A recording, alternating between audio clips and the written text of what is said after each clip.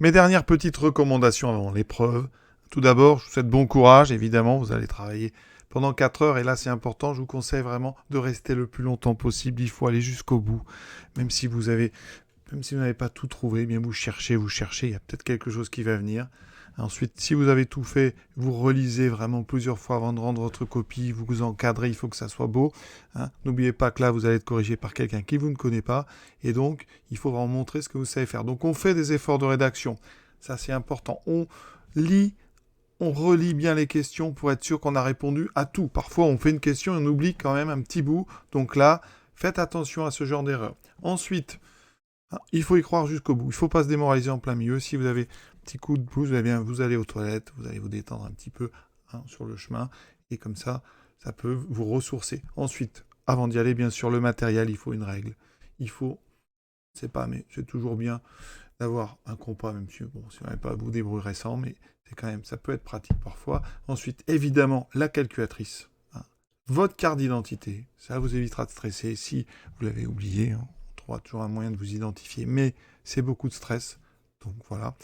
Et ensuite, pensez vraiment, ça c'est le plus important, les exercices, faites-les dans l'ordre que vous voulez. Et il y a des exercices, en général, on aime bien les probas parce que c'est plus simple. Faites peut-être ce qui est de simple au début, ça vous rassurera, ça vous lancera dans des bonnes dispositions et gardez ce qui paraît dur pour la fin, en tout cas pour le dernier exercice. Voilà, ça c'est des choses, vous avez le droit. Donc faites les exercices dans l'ordre que vous voulez.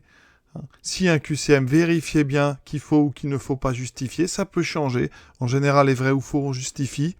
Les QCM, depuis quelque temps, ne justifient pas. Donc, vraiment, ça peut changer. Lisez tout jusqu'au bout.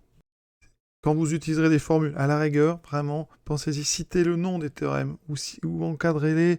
Dites vraiment, montrez que vous avez de la culture et que vous êtes un élève sérieux. Voilà. Et on soigne son écriture, c'est important ça aussi. Il faut donner envie, en fait, vraiment de lire. Donc soignez, surtout quand vous savez faire un exercice, c'est celui-là qu'il faut faire bien. Si vous êtes vraiment juste, si vous visez la moyenne, l'exercice facile, il faut vraiment bien le faire. Ne bâclez pas ce qui est facile en vous disant que vous aurez plus de temps pour rester. Non, on fait les choses au fur et à mesure. Il faut tout faire bien. D'accord, 4 heures, c'est long. Donc normalement, évidemment, les très bons vont faire ça en 2-3 heures. Ça dépend. Et ceux qui sont un petit peu en galère vont prendre du temps, vont essayer de tout faire, bien sûr, c'est le principe. Mais surtout, si vous êtes un petit peu en galère, vous faites du travail de qualité sur les choses que vous savez faire. Il faut optimiser ce qu'on sait faire quand on est vraiment à la recherche de points. Voilà, pour tous ceux qui sont très bons, évidemment, visez l'excellence, donc il faut vraiment faire tout bien. Relire avant de partir, relire une deuxième fois s'il faut, d'accord ? Si vous êtes un peu fatigué de relire, vous allez juste boire un coup, vous revenez, vous relisez une dernière fois. C'est quand même une épreuve importante, donc ça vaut peut-être le coup de relire 2-3 fois, même si ça peut paraître ennuyant. On peut parfois retrouver une petite erreur, une petite inattention.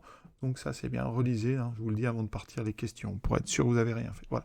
Je ne vais pas traîner, je vous souhaite évidemment un bon courage à tous, en espérant que ça se passe bien. Voilà, à bientôt.